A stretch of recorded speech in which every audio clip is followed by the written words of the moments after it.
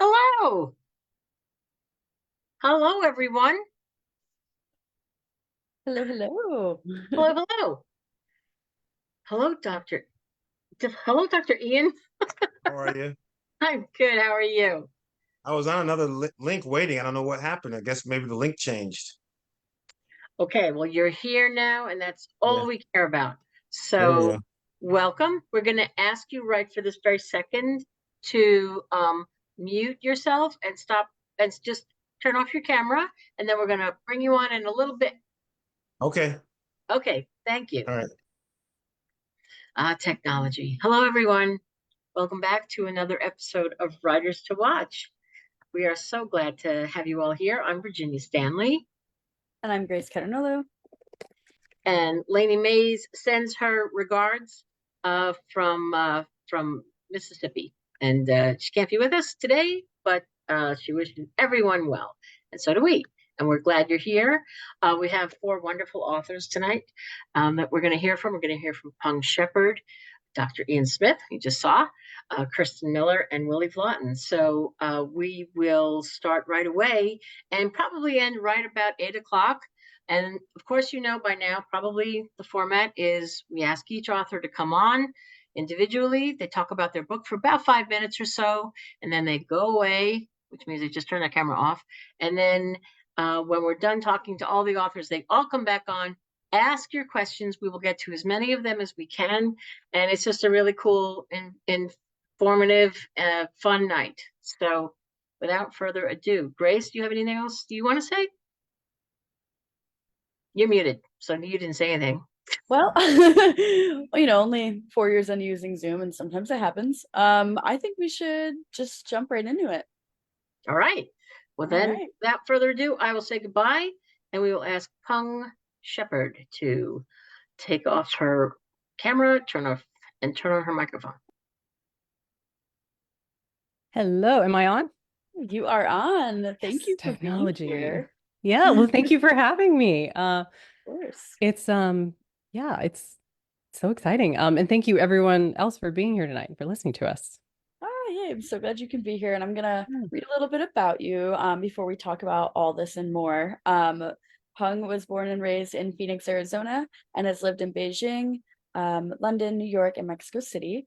Her second novel, The Cartographers, became a national bestseller, was named a Best Book of 2022 by the Washington Post, and received a 2020 fellowship from the National Endowment of the Arts.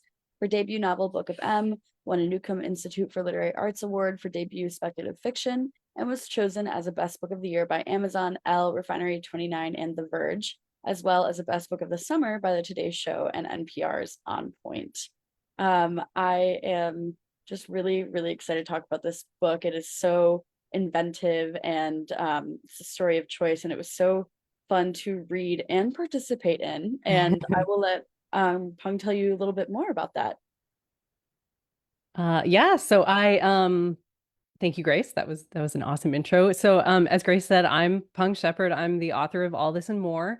And I was trying to, so right before this, I was trying to come up with just like a one-liner, to sum up the novel, because I think this is the first official event I'm doing. So I don't know how to talk about the book yet. But I think it was on Monday or something. I got tagged in an Instagram post, and the reviewer had said something like, if an episode of Black Mirror had been made into a book. And so I thought that was pretty perfect. That's what we're going to go with tonight. Um, so to give you like a little overview of the story, I want to introduce you all to the main character, a woman named Marsh, who is a little bit of all of us to some degree, I think. Her whole life, she's taken the safe road. She's tried to please everyone before herself. And so now at 45 years old, she feels more like a side character in her own life than the protagonist. And she's gotten divorced, dating is horrible. Her teenage daughter's being a teenager. She feels like she's losing her. Her career is at a dead end, and she just never got to travel or have adventures or do any of the things that she promised herself she would when she was young. And so she's heartbroken over everything that she thinks she's missed out on, and she would give anything to go back and do it all over again. And then she gets selected, like 1 in a million, 1 in a bazillion, to be the star of All This and More, which is a game show that uses some like mysterious technology to allow its contestants the chance to go back in time and change things about their pasts, which then like changes their present lives. And so she just dives right in. She's desperate to get everything right. This is like her last shot at happiness. But even as her life begins improving dramatically, she starts to worry that All This and More like might be hiding something, because while all of her dreams are coming true, something's like seems a bit off. So that's like the elevator pitch. But there's also a twist, which Grace kind of mentioned, which I'm really excited to tell you about. Because this is a book about choices, I wrote the story with multiple paths so that like when you're reading the book and Marcia's on the show and she's going back into her past and coming to these moments in her life where she wishes she had done something else and wishes she had chosen some other way, you, the reader, actually get to decide what she picks at those points to change what happens to her next in the story. And then also you get to pick the ending of the book. So, yeah, so as I said, that's the elevator pitch, that's the twist. And I mean, I love all of my books, of course, but I have to say that of all of them so far, this one was just like so much fun to write. I'm really interested in structure. That's what really excites me as an author. And so I'm always trying to do, I don't know, something new or something weird, or play with structure in some way. And so I had been really dreaming of writing a book that had multiple paths in it for years and years, but I didn't want it to just be like a gimmick. I wanted it to be important to the story, and I wanted it to, mean something, so that if I were asking readers to, choose or flip pages, there had to be like a reason that you were choosing. It had to be part of the theme. And so I'd been wanting to do this for years, and I couldn't come up with like a good enough premise. And then the pandemic hit. And All This and More is it's not a pandemic book in that it's about the pandemic. It is not about the pandemic, but it's sort of a pandemic book in that I think it grapples with a lot of the questions that many of us were suddenly asking ourselves when everything went from, super fast race to a standstill practically overnight. And it was, I mean, at least for me, I think at that time it was hard not to look at ourselves and our lives and kind of reckon with the choices that we'd made so far, like for better or for worse. Were our lives how we imagined they would be? Were we happy? Could we change things? Should we change things? And so as like everyone, as I was counting days and like climbing the walls of my own house, that was how this premise for All This and More started to come together for me. It was this idea of this magic reset button in the form of this zany, mysterious game show that would allow someone to do like what we were all craving so badly at that moment in time, to like try out a new personality or a new city, a new job, maybe even like a new partner, just like, with the snap of our fingers. And then kind of ask what the consequences of that kind of power would be. So, so to close, I think I would say that at the heart of All This and More is a question about happiness versus truth. So if, like Marsh, you could actually go back and re-engineer some of your choices to make your life better, would that actually be your life anymore? Like, would it matter if you were happier? And is there a line that you would not cross? So whether you follow one path straight through the novel, or you make your own way, or like some combination of the two, I hope that you love reading All This and More as much as I loved writing it. my God, thank you. We have a lot of people Yeah. in chat talking about like the choose your own adventure books. Yay! Oh my gosh, it was so Yeah. fun. Yeah, and I love that. It was kind of one of those books where like I'm reading it and then like after I'm, I put my book down for the night, I'm like laying in bed, like, what would I change? And I think that is kind of like the magic of this book. So thank you so much. Thank you. Yeah. Right, and we will move on to our next author. And that is Dr. Ian Smith. Love that jacket. Hi. Hello. Hello. And we're so sorry about that confusion with the links. Not your fault. Okay. We had a change at the end, so apologies that you didn't get that email. No worries. Anyway, you're here now to talk about your latest installment in the Ash Kane series. So excited to have you talk about this, but I want to thank you again for taking the time to come on and do this monthly program that we do to spread the word about these forthcoming books. It's a great opportunity for librarians and all readers to hear from the author. So I'll do a very brief intro, and then I'm going to turn it over to you to talk about this book. Okay, Dr. Smith? Should I call you Dr. Okay. Smith? Okay.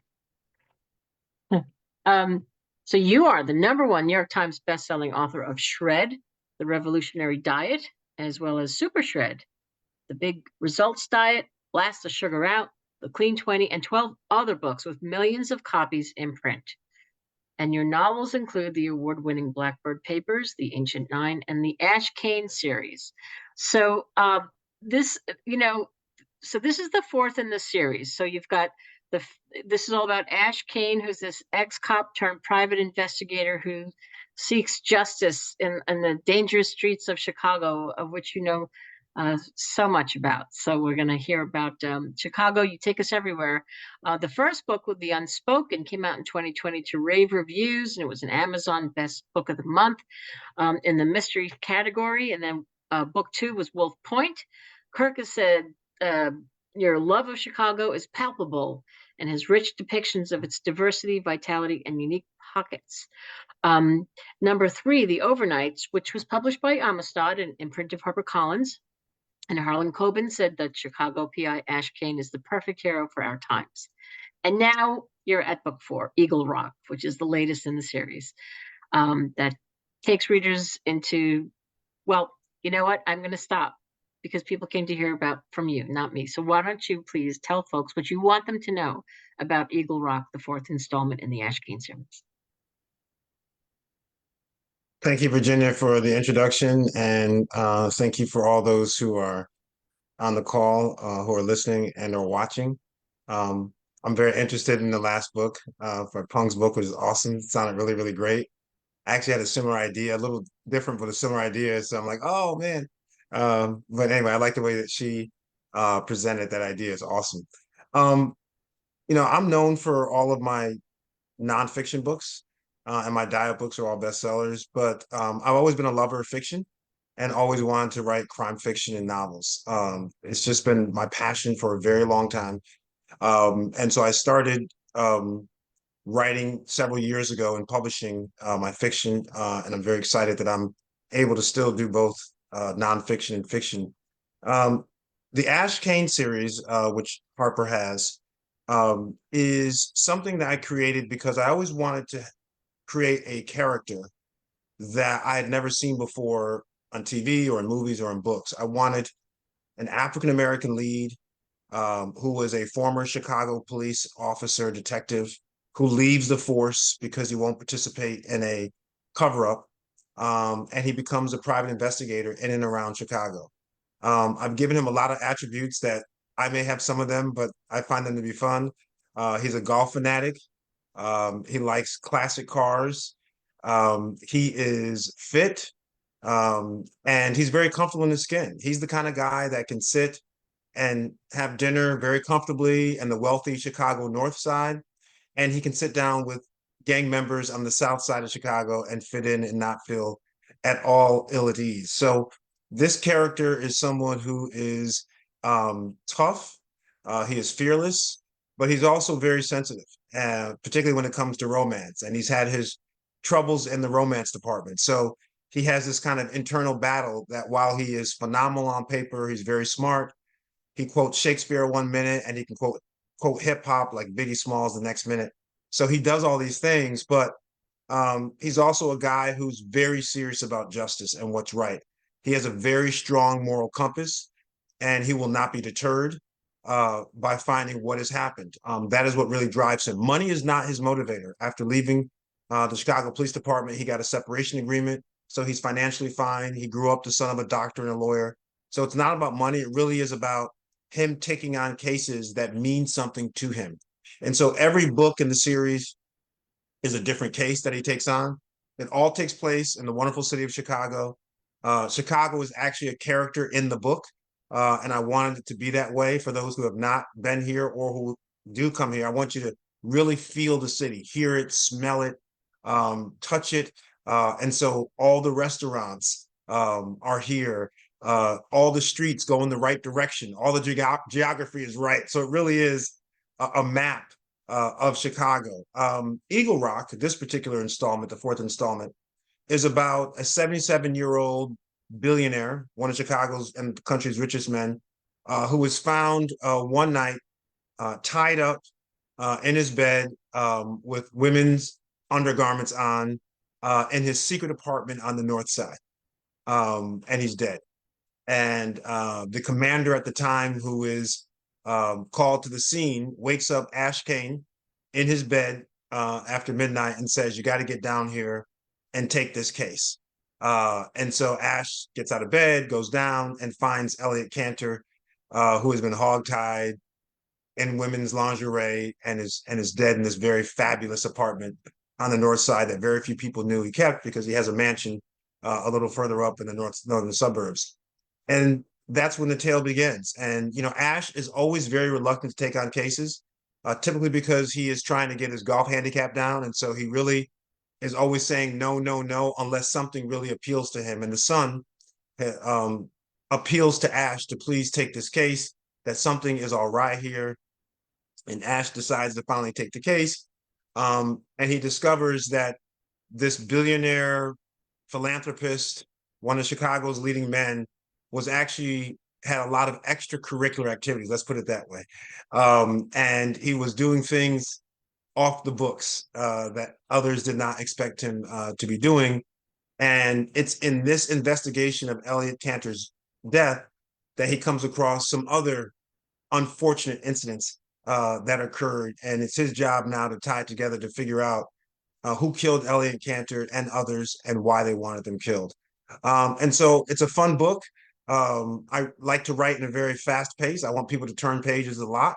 And the biggest compliment I get on these Ash Kane novels is people say, "I sat down to read a chapter and I'm already 100 pages in." And that really is kind of my goal as a writer of this genre, is to keep people on their toes and also guessing to the end. I'm always asking people, when did you figure out? And a lot of people will say, "Well, I didn't figure out until the third to last chapter." I'm like, great, that means it worked. I don't want you to figure out halfway through the book. But Ash is a fun character. People like him, women like him, guys like him. He's a guy you want to have beer with and watch the Final Four and pizza, but also women like him. He's sensitive, he's smart, he's handsome, he's athletic, and he's very self-deprecating. He's very sarcastic. He has a really great wit, and he's in very tense moments, he comes up with these great one-liners. So anyway, that's Eagle Rock. It's a fun case. It's an interesting case. And I hope people will, every book in the series, by the way, is a standalone. So I hope people will like Eagle Rock and then go back and read Wolf Point, The Overnights, and The Unspoken. Yeah, that's a great point, Ian. They are all standalones, and they're such wonderful stories in and of themselves. And as I mentioned at the beginning, each one of these has had such fabulous reviews. I do love the Harlan Coben, who just says that Ash Kane is the perfect hero for our times, and you show all of Chicago with this book. You take the reader for quite the ride. It's you're uptown, you're downtown, it's really wonderful. And and your characters fit in just perfectly. It's all it you the pages fly and the characters are so richly drawn. So this is great fun and great for anybody who hasn't started the series. You don't have to start it because you can start with this book. You can go back to The Unspoken and then pick up Wolf Point. It's just wonderful. So we're thrilled to have you with our Amistad list. It's an honor to have you under our roof at HarperCollins. Thank you. Thanks. Okay, now don't go away because we're going to have all the authors come back, but now Grace is back to talk to Kirsten. Yes, yes, yes. Oh my gosh. Hello. Hi, How are you? I'm good, thank you. Thanks for having me. Oh my God, thank you for being here. I'm very excited. And I know that we're not the only ones. We had so much excitement at our Public Library Association conference 2 weeks ago for this book. So I'm really excited to tell everyone about you. You are the author of The Change, a GMA book club pick, as well as the groundbreaking YA series starring Kiki Strike. Born and raised in a small town in North Carolina, you now live in Brooklyn, New York, which in my opinion is arguably the best borough. And I'm just really excited to have you tell everyone about Lula Dean's little library of banned books. And I'm gonna let you get right to it because I know that everyone is really itching to hear from you about this. Oh, great. Well, this is a book that is exactly what it sounds like. It is about a little library filled with banned books. And it came about in kind of an interesting way. I just published The Change, which it was such a great, it was such a great cathartic book for me. A lot of rage came out in that, but it's funny as well.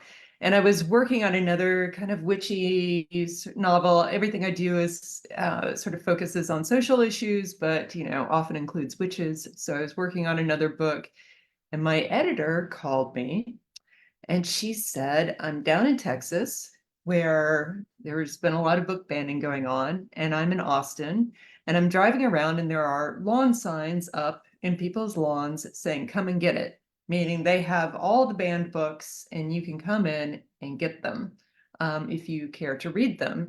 And she was so, we're both obviously, we're in the book business. We really like books. And she thought it was such a wonderful idea. And she said, "Well, what do you think about a book about a little library filled with banned books?" And I'm not opposed to, listening to other people's ideas, but often it's like, "Oh yeah, great idea." And then you walk away. And I got off the phone with her and I kept thinking about it and I kept thinking about it and I kept thinking about it. And I kept thinking more than anything else about all the books that I would put in my little library of banned books, and about all of the books that had, in some way or another, whether they were banned or not, had changed my life. And there are a number of them that I could probably point to, starting with the Amityville Horror. That was actually the first adult book I ever read. And I started thinking about my experience. I grew up in a very, very small town in the South, in the mountains of North Carolina. And the library there was my siblings and my second home. That's where we spent all of our time during the summers after school. Our parents both worked, so we were constantly there. And I was thinking about the importance of that in all of these different books. And finally I wrote her back and I was like, I think I would like to write this.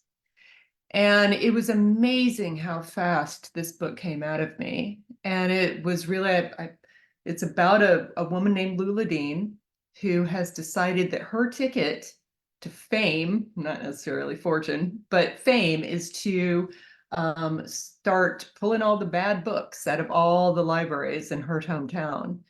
And she just to prove, because there are people whispering that she isn't the biggest reader herself. So to prove that she does love books, and she has created her own little library, and she's filled it with only the most wholesome literature, books like 101 Cakes to Bake for Your Family, and the Southern Belle's Guide to Etiquette and things of that sort. And she makes her own little library, and a prankster who happens to be the daughter of her arch enemy comes, and she takes out, in the middle of the night, she takes out all of the books and she replaces them with the books, the banned books that have been pulled out of the town's library, and she switches the covers. And one by one, people from this little town called Troy in Georgia come and borrow a book, and in some way it ends up changing their lives. It opens their eyes to an issue, or it sort of encourages them to do something in their lives that they've been putting off, or that they never really thought that they would do. And over time, it ends up changing this book. I mean, this entire town. And it was a way for me to, as somebody from the South and from a tiny town in the South, I know these people, and these are the people that I grew up with. These are my family. And I had a whole lot of things that I wanted to work out. And I think that's one of the reasons that the book just poured out of me so quickly, was because there was so much that I had to say about the South, which I love and also have very deep-seated issues with, about the history of my own family, and some of the darker sides of that. But more than anything, the book deals with a lot of different issues. I mean, I think it is a satire, and it's very, very, very funny, and very, very, very risque at points. But it goes a lot of dark places, but it always keeps it funny, keeps it entertaining, because I wanted people to read it, and I didn't want people to come away thinking, oh, this is a book about some sort of earnest subject, and I don't really want to be lectured on anything. I really wanted people to have fun as they were reading it, and to come away feeling very optimistic, and feeling like things can change, and that there are things that we can do as individuals to make our towns and our states and our country better.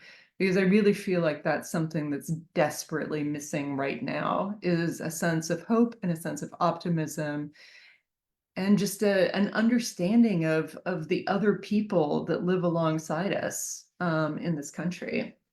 So it was a lot of fun to write. I really enjoyed every single second of it. I love almost all of these characters, and I loved writing about even the ones I don't love so much. But it's a really, really fun book that talks about some incredibly serious issues, and I hope that it does a little good. That's the whole reason for writing it. So that's my spiel. Okay, well, thank you. I love that backstory. That was fantastic, and it is very funny. And I'm not the only one who thinks that. Susan Wigg says, "Is it possible for a book to be important, funny, relevant, and wildly entertaining all at once?" Kirsten Miller proves that the answer is a resounding yes. Please read this one and pass it along. So, thank you so much, and we are going to go on to Willy. Hey, Willie, how are you? It's good to see you, Virginia. Good to see you too. I just want to say to Kirsten, Amityville Horror was one of the first movies I watched, and I'm from Long Island, so it was super, super scary. Anyway, here we are, Willie, talking about the horse. Yeah, well, You've done it again, Willie. You've done it again. Okay, I'm going to have you talk about the horse, but I'm going to just do a quick intro, if that's at all possible, and I'm going to turn it over to you, okay? Willie, the raves are in. Okay. Willy Vlautin, you're the author of the novels The Motel Life, North Line, Lean on Pete, The Free, Don't Skip Out on Me, and The Night Always Comes. You're also the founding member of the bands Richmond Fontaine and the DeLines. So The Night Always Comes, that was your last book. That was your previous book, was an Indie Next pick and a Library Reads pick, and received starred reviews from Publishers Weekly, Library Journal, Booklist, Kirkus. The New York Times book review gave it a rave, as did the Washington Post, the Wall Street Journal, Vanity Fair. We go on and on. What a wonderful book. They're all wonderful books. You know what a huge fan you have with this library marketing team. We've just read all of your books and love them, and librarians are crazy about them too. So this new book, The Horse, It talks about loneliness, art, and regret, and hard-won empathy. This is your most personal to date, and it talks about this journeyman musician and the tragedies of his past. I'll have you talk about it in a second, but I would be remiss if I did not mention the rave reviews that have come in from Jess Walter, Jonathan Evison, Joe Hill, and Ann Patchett, who wrote Willy Vlautin writes about people overlooked by society and overlooked by literature. In The Horse, he tells the story of a tender-hearted man who has a steady talent and a crushing addiction. It is both a work of extraordinary compassion and a really great novel. Take it away, my friend. Tell everybody what you want them to know. Well, thanks for letting me talk, and you're making me feel good about myself, which is which is nice. I wrote this novel called "Don't Skip Out on Me," and when I was working on it, I was driving around Central Nevada. I grew up in Reno, and I was driving around Central Nevada, just kind of checking out the scenes for that book. And me and this buddy of mine were, I think, maybe 30 miles from the nearest town or really ranch, and we came across a wild horse that was blind in the middle of a salt flat, and 20 miles from the nearest tree, really, or at least I'm exaggerating, maybe 10. And so we camped that night, and then we called the Bureau of Land Management the next day, and they came out, and we kept camping and doing our thing. But I couldn't shake it because I thought it was the saddest thing I'd ever seen in my life, which is to live your whole life only to end up blind and in the middle of a desert alone. And, a horse doesn't like being alone.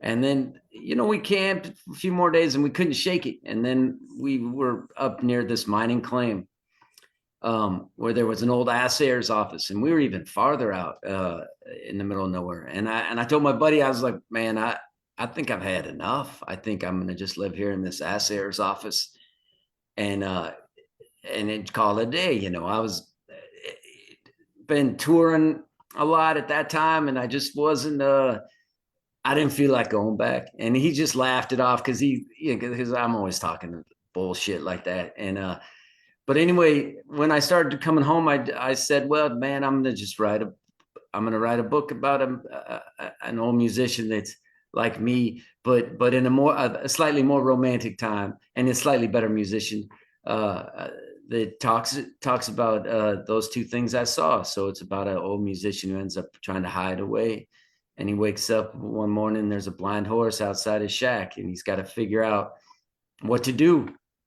So and I'd always wanted to write about a musician, and in a way a romantic version, because I grew up at the tail end of casino musicians in Reno, and even though it's a god awful job, but when I was in high school, I was in a band, and one of the dads worked on a casino floor show where all the showgirls, they still had showgirls when I was a kid, and I was like, man, that seems like they all made really good money and had showgirl girlfriends, and I was like, man, that's what I want to do, but I was never a good enough musician. So when I started working on the book, and I just wrote this one for myself, I didn't really think I was going to publish it. It's just about a guy that from 17 on, in 1965, he just starts playing in casino bands, and it follows him all the way through until that stuff dried out in the 80s. And then he's just in kind of cover bands, and he's in a couple good bands for a while. But it's just kind of a study of why a guy does art, and a guy that can't shake songwriting, he can't shake alcoholism, and he can't really shake like the scars that he's gotten. He can't really figure out how to make them fade. So in a way, it became a study of all that sort of stuff. And it was, it was probably the hardest book I ever wrote because I love the guy so much, and it was such a difficult story for me to write personally, so that's kind of the general makeup of why I wrote this one. It's so interesting to hear you talk about why this one is the heart. I mean, all of your books are so beautiful, and some have endings that are uplifting, and other times like life that doesn't work out so great. I mean, it's just what I think why your books ring so true. They're so authentic because it doesn't always get tied up neatly. There are lots of people who have questions for all the authors, but I do want to make sure that I mentioned that you put together a playlist for your book on Spotify, and it's on. Actually, we put it in the chat here, right, Grace? Yep, it's in there. Okay, and I mean, some cool stuff, Willie. I mean, you've really just like literally set the tone for this book, and Al Ward and what he goes through, and it's quite the journey in every sense of the word. Well, And our that pal, beautiful. our I'm sorry. pal, Go ahead. our pal Amy Baker and I put that together because she's a big music fan too. So, but sorry to interrupt you. I didn't mean to interrupt you. No, I just wanted to mention that you also wrote a beautiful behind the book piece, why you wrote the book. You mentioned a little bit about what that was about before, but that's also in the chat. And if you're on Edelweiss, you can get it there, but we put it in here as well. You really got to listen to the songs. The selections are beautiful, and there's so many of them. And then why you wrote the piece. So thank you. I'm going to stop talking. I think we're going to bring all the authors back on now and open it to questions because folks want to talk to all of you. So thank you, Willie. Thank you so much. And congratulations on all the great accolades for this book. Peng. Here she Sorry, is my computer's slow. Sorry. Oh, listen, at this point, don't we just want to throw them out the window? So this is great. This is such a great snapshot of all of your books. We were saying earlier, I think before we went on, just how different they all are and how wonderful they all are. There's something here for everybody. They're vastly different, but the one common denominator is that they're page turners, and you get so lost in them. Every one of these books has a different message. So, Grace, how are we looking? We have people on Facebook, and I'm going to pull up some folks on Crowdcast and read off a couple of questions. We'll get to theirs first, and then we'll go to ours, because the idea really is to let the questions from the librarians come first, and then we have some if we have time. So there's lots of excitement from everybody. People can't wait to read LULA Dean. There are great Ian Smith fans out here. People want to know what the best pizza is, Ian. So I hope you'll think about that for a second. And let's see. You're all ready to scream and rant about books. Yes. Everybody's so funny because they're from Omaha, they're from Portland, New Jersey, Long Island, Central New York, Illinois. Let's see. Choosing your, what's that, Grace? Oh, sorry, I was gonna start with one, but go ahead. No, why don't you go? Because I'm still fiddling through these. Yeah, we have one from Kim, and this is for everybody, so whoever feels moved first can go for it. But these are not debuts, so is it easier or more difficult to come up with the next book? You mean after this one or this one? Whenever you're writing in the next book, I suppose. maybe this one, maybe one in the future. How you feel whenever you start a new book? Well, I'm kind of curious. So, because I feel like whenever I do panel and I get asked that question, there's two kind of writers. There's the ones that are like, oh, the great tragedy of my life is I have a million ideas and only a few, short years. And so I can't write them all. I'll die before I finish them all. And then there are the writers like me who I have like one idea at a time. And it's terrifying because I get to the end and I think that's going to be the last one I ever have. And that's it. And that's, so how are the three of you? I'm always curious. The former. I'm 2 books ahead, and ideas, I'm just being honest, coming ideas, like I have a plethora of ideas. I don't think I'll be able to get to them all. I'm so jealous. I was thinking about Prince, how they say Prince had all those secret recordings that they're going to start releasing. I wish I could do that with books. Like, obviously I can't write that many, but I wish I could write them on so they could, I don't know, maybe it's because of my genre is all about paces. And so every day when I'm out and about, I see crazy things happening and I'm like, wow, that would be an interesting case. Or I see people, I'm like, that would be a great character. So anyway, I accept that I am blessed enough to have a lot of ideas. Me, I'm more like you. they come one at a time.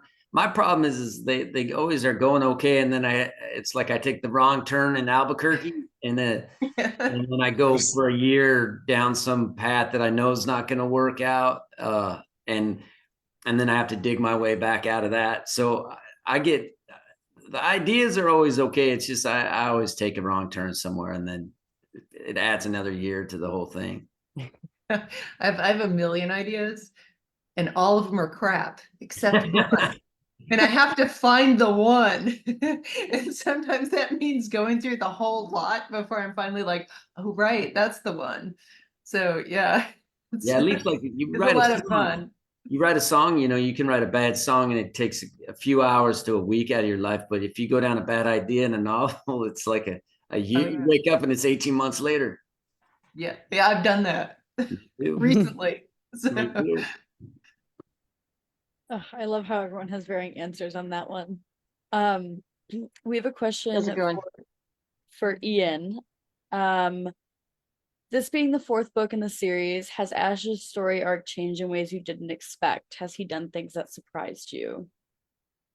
Yes, I mean, while each book is a standalone book, I tell people to start from the beginning if you want to see the arc of the characters, because there's several characters obviously that appear in every book.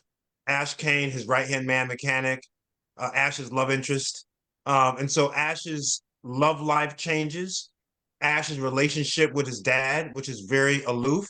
They had a very difficult relationship now that the mother has died and they're trying to patch things up. So yeah, I think that Ash grows as a person. He becomes more self-aware. There's growth in him and growth in some of the other characters. People love the relationship with him and Carolina, which started off kind of as a very almost like a friends with benefit situation.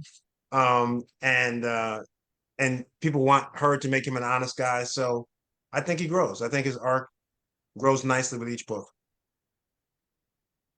And Ian, there's a follow-up question. I told you somebody asked before. What's the best place for pizza in Chicago? Listen, I'm gonna be very honest with you guys.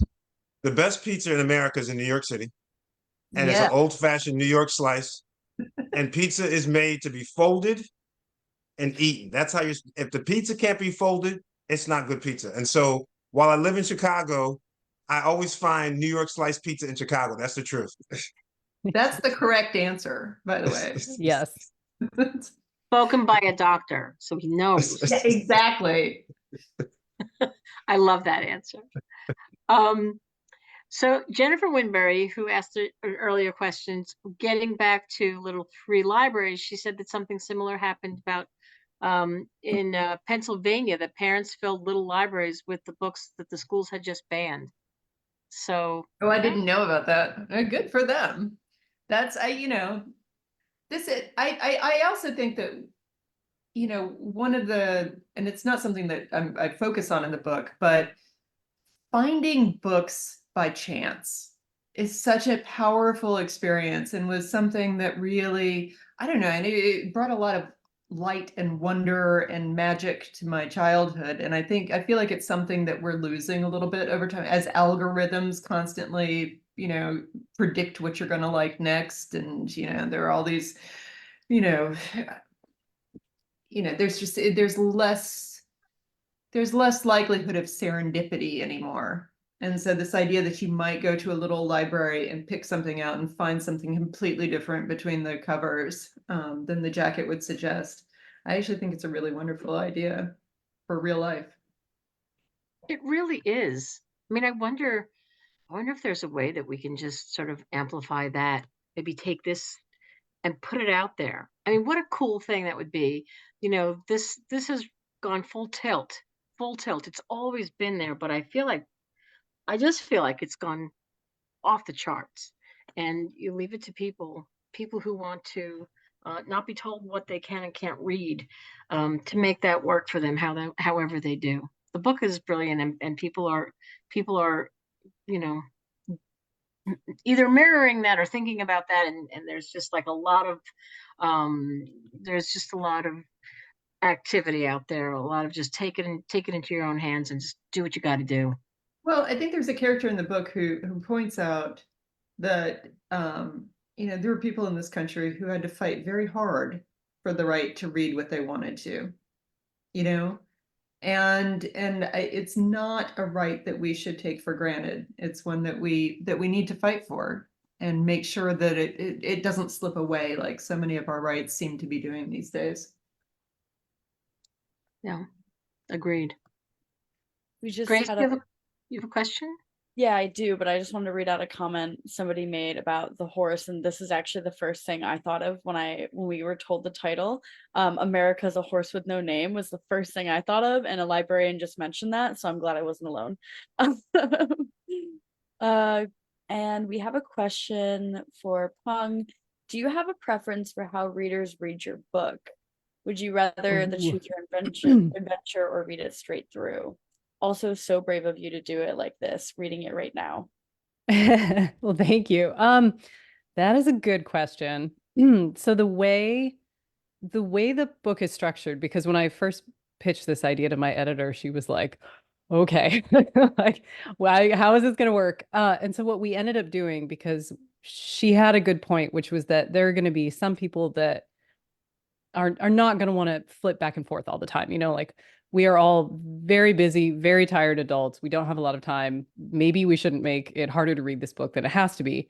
But I also still really wanted the choices. So what we ended up doing, if you have an arc, is that there is the option to read it pretty much straight through, and you will get one of the paths, and it's a complete path. It is a complete story.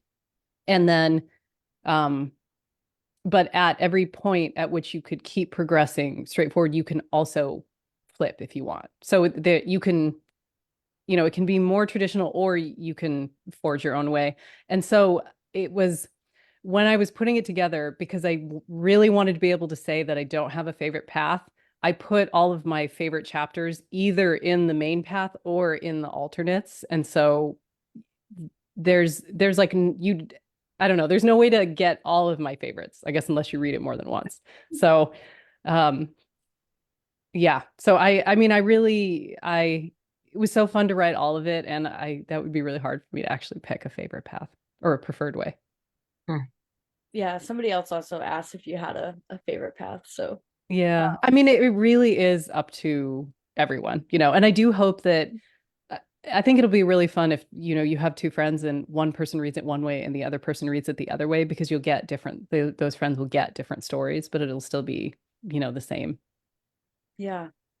It was just, I almost had like choice paralysis. I was like, I don't know. I want to pick all of them. And that's part of this book, is you can kind of go back and do that. Yeah.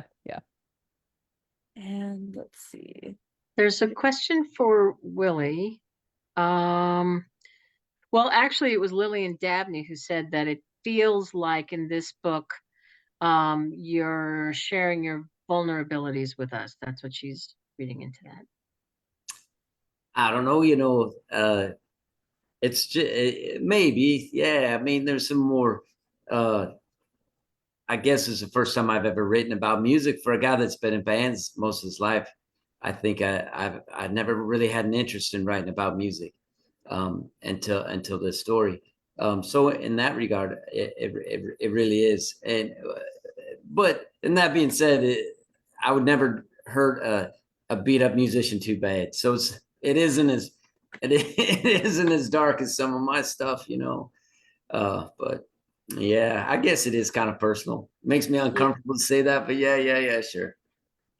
Well, they say write what you know, I suppose. Yeah, There's a follow-up question from Kim, who says you come up with the most incredibly flawed but lovable characters are the musicians and Al, based on a bit of all the years touring. Maybe you just answered that, but I don't know if you want to say anything more about it. yeah. Some of a few of those stories are just taken straight out of bands. Like there's a scene where I was in a band, and we used this for years. We spent 4 guys in one room, like at a Super 8 or Motel 6 kind of thing. And we roomed right next to 3 women who just gotten out of prison, and it was their first night out. And I was lucky and smart enough that I stayed behind and let them destroy each other, my band and those ladies. So yeah, man, there's some of those stories. And then than just some of the minutia of being in a small time band, you know. Okay, yeah. A question for Ian. There's such a difference, obviously, between your nonfiction and your fiction. What's the process like for you to switch, switch your hats, I suppose, from one writing of your health books and your diet books to your series? The thing that really helps me is I'm very organized. So I'm very organized in my approach to writing. I have a very strict schedule on how I write. Because I write 2 books a year. I write a nonfiction and I write the fiction. I'm also ahead, which helps. So I don't have deadline pressure. No writer wants to write under deadline pressure. So my pressure is always to stay 2 books ahead. But for me, it's interesting. I get asked this question a lot. And basically, writing nonfiction books requires a lot of research, a lot of research. And I feel like I'm in college. Every time I write a health book, back in college, like cramming for a term paper or something like that. But the beauty of that muscle is that in my novels, I also like to research my novels. So while we as novelists have the ability to just create whatever we want out of thin air, I really like to create based on really solid factual foundation. So, I'll research, something that happened in Chicago back in 1945 and use that kind of as the foundation of something else. So my comfort and familiarity with researching really informs and helps my writing, because I think people can feel like, oh wow, I never knew this. This is pretty cool. And so it's the turn isn't really hard for me. I have to be honest with you, at this stage of my career, I'm a little more excited to write my fiction. I don't want to upset my nonfiction lovers, but when you get to be creative and just create characters that are deep and flawed like Willy creates, it's just beautiful and it's fun as an artist. So it's not really hard for me, but I try to stay very organized. And I'm also a great compartmentalizer. So I can kind of close things up and move to something else. I think that helps also. Jeez, And you're clearly some of superhuman. that. I can tell you that. Yeah. 2 books a year? I'm like Mr. Jealous guy over here. I don't have any of that. Yeah, Oh, man. My books are much easier than you guys. Trust me, they're easy to write. Believe me. No book is easy to write. That's true. That's true. Yeah, that's very kind of you, and generous, but I can't even imagine how hard it must be for all of you to start from, a blank slate and then off you go. And look, these books resonate with readers, and so that doesn't happen because it's easy, and that you're just being nice. We have a few minutes left. We want to make sure we get to everybody's questions and or comments. Let's see. There's a question from Dan French for Willy. Hello from the UK. Do you ever get inspiration for a book from your overseas travels on tour in Europe? If I do, it's just people, or I get a lot of my stuff from just seeing certain kinds of people or talking to people, but never generally from playing gigs at all. I just never really think about stories when I'm doing gigs that way. So not really. I mean, it's been really a lucky break for me to get to go overseas so much. I didn't have a passport if it wasn't for being in a band. So I feel lucky, but no, it's usually like in a grocery store. I'll see somebody I'll see a face of somebody and it stops me in my tracks. And that's usually where I get most of my stuff. It's just normal day-to-day stuff. Kim wants to know if you're going to write songs to go with the song titles. No, man, I've written it. Yeah, I think there's over 100 titles I came up with, 150. I've written a few. I've written a few. Yeah, sure. Yeah. Okay, definitely check out the Spotify. And I should say that Jennifer Winbury going back to LULA Dean, there's an article in the chat about the Little Free Library's response to Central Bucks County Library. Wonderful. I will definitely look into that. Leave it to a librarian. Yeah. Lickety split. All right, Grace, you have a question, yeah? Yeah, Kirsten, I was wondering, so obviously book banning is not a funny topic, but you wrote this funny satirical novel. Like literally the first sentence of the book is hilarious, and I was like, oh, we're in for a ride. And we were. I was wondering, like, how did you decide to approach it in this way, and did you find it difficult to balance like the seriousness with the humor? Yeah, so all of my books are funny in one way or another. Some more so than others, but I like to put very funny people into situations that are not funny at all. And I think that that has worked very well for me. And I wanted to make this funny for, well, because because I like to entertain myself. Entertaining myself is extremely important because writing is really hard for me. So the more entertained I am, the more likely it's going to be good. But I wanted people to read it. Okay. This is a book about book banning. I did not want it to feel like a lecture. Everybody has been lectured enough over the past couple of years. Like, I feel like nobody wants to be told what to do anymore. Nobody wants to be told how to behave, or like, I personally am tired of it, you know.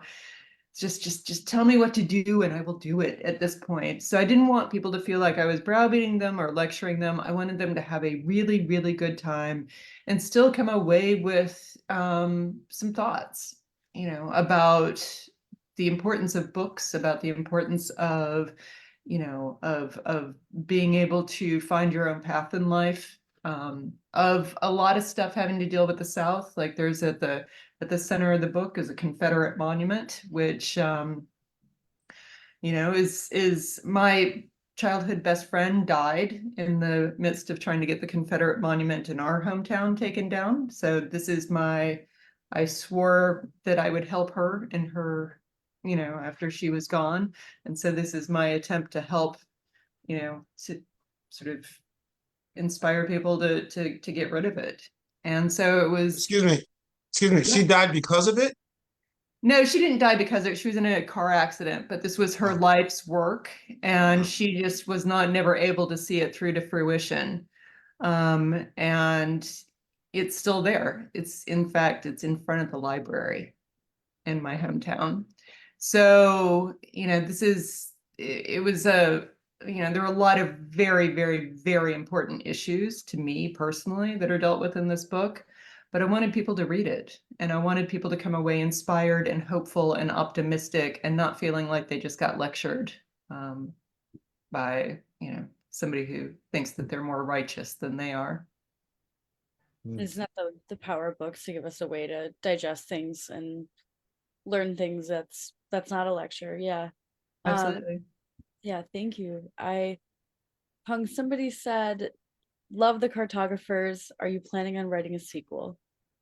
Oh, good question. Not, I have ideas, but I'm not sure if we'll go back to that world yet. Yeah. Very cool. Okay. I think, let's see.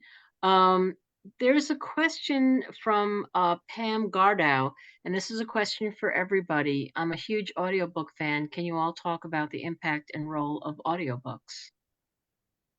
If you have a It's thought. so funny. Right before I got on this, I got a note from the woman who read my audiobook for LULA Dean. And she was like, I live in Georgia. And it meant the world to me. Look, she brings January Lavoie has read both of my adult books, and she has brought so much to it. It's a different work of art. I think she brings so much to the experience of the book, and I'm incredibly grateful for everything that she's done. I'm addicted to audiobooks. I hate to admit, I started because I drive a lot. So, and I have horses and stuff. So I'm always doing chores and I can't sleep. So I'm obsessed with them, man. I like George Goodall is like a big hero of mine. Will Patton, just the sound of their voices, man, they just can get me through a bad day. So yeah, I'm really obsessed with them, and I love them. I've always loved audiobooks since I was, figured them out. Getting them at the library, And Libby, I mean, Jesus, Libby is like the greatest thing that ever was invented, I think, for me. I Absolutely. love Libby. Yeah.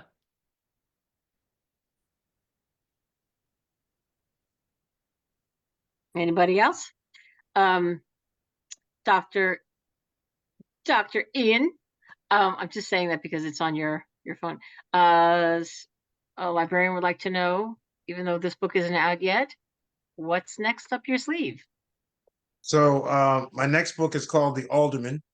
For those who don't know Chicago politics, the aldermen are basically the city council leaders, and every ward, Chicago's divided into wards, and so every ward has an alderman. Imagine mini mayors for every single section of the city is what they're basically like. They're very powerful, but everyone knows Chicago is extremely corrupt. It is the oxygen of this city, corruption.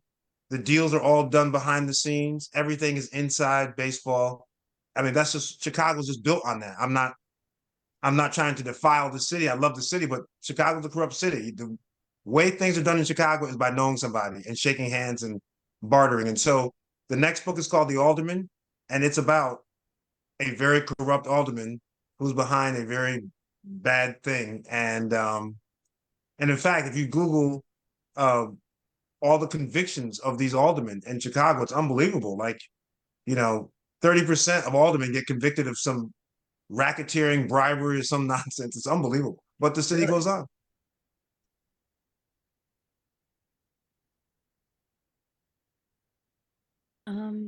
That sounds exciting. That's really cool. Yeah, somebody said Chicago could give you enough for several books. Wait, what did it say, Grace? What? Kim said this could give you enough for several books, Chicago. It's nonstop. It's nonstop. Well, I love there's a great video on Anne's Instagram, and you're standing outside with the book and with the city in the background, and you're just talking about, how you just come in for the journey, step into the pages, and you'll just take the reader everywhere throughout Chicago. It's very enticing and very fun. So wow, good for you. You're not kidding. You are organized. My God, you've already got another book coming out. Okay, so we are at 8:05. I think we have gotten to all the questions. I've been on Facebook. Most of the questions are in Crowdcast, but I think we've gotten to everything. People love George Goodell is incredible. Very Chicago, yes, what Grace just said. Oh, somebody wants to know, let's see. Sorry for a question that might have already been asked. What musical instrument does Willie play? Willie? I'm a mediocre guitar player. I'm not the worst, but I'm far from great at it. But yeah, guitar is my thing. Yeah. You're not mediocre, and your playlists and your records are fabulous. I'll buy you a drink for that. Thank you for Sweet, saying. thanks. Hey, thank you all so much. I think Grace had a great idea. Grace, you want to ask the question? I love that. Yeah.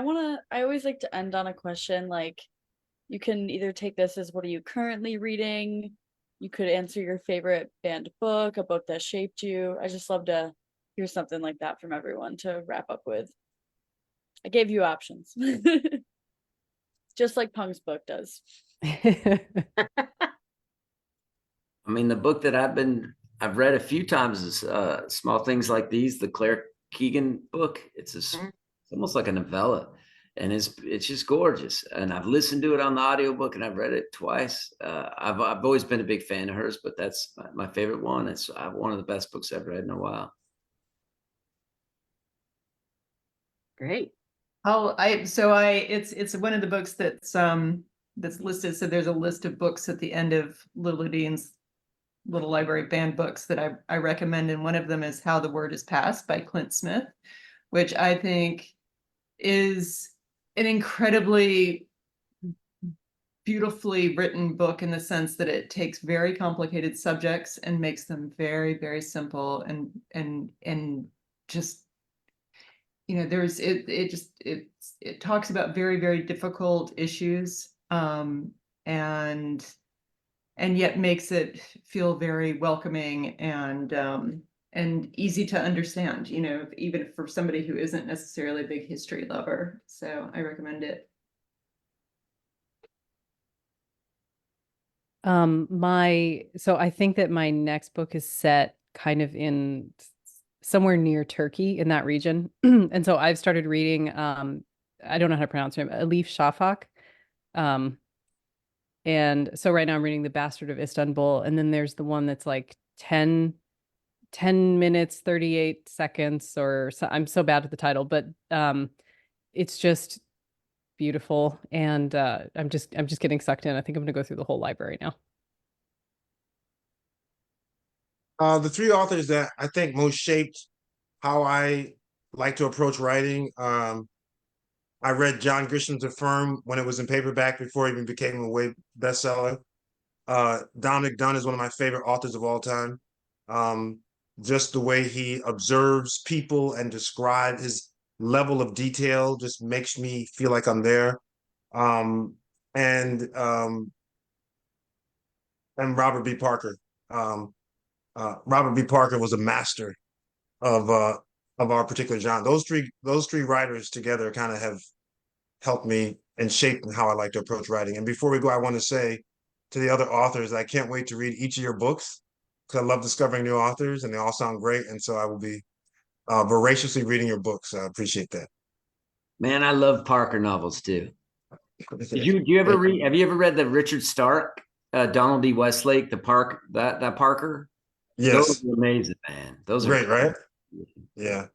I'm going to Chicago and taking my daughter to Chicago for the first time in this summer. So which of your books do you think is the best introduction to the city? I'd probably look at the Overnights. Okay. Yeah. But when you come to Chicago, send me a message. I'm here. This is my city. I'll take you guys out.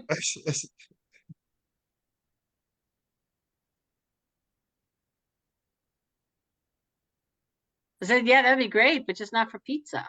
Yeah. Exactly. We'll go to Soho House. There you go.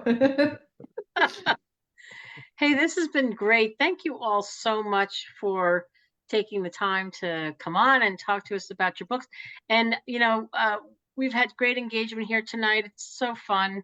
And if there's anything that anybody wants to say before we sign off, you don't have to, but if there's anything that you want to say, just say it because we're here and it's fun. And this is an easy crowd. They're librarians. They're loyal for life. They're wonderful.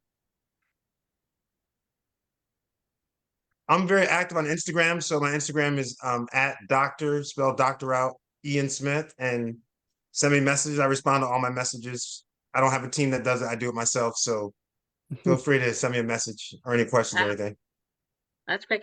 And we'll have again everything in the chat room that we talked about tonight, and we'll put together the titles that you all mentioned that you're reading or loving or that have had an impact on you all.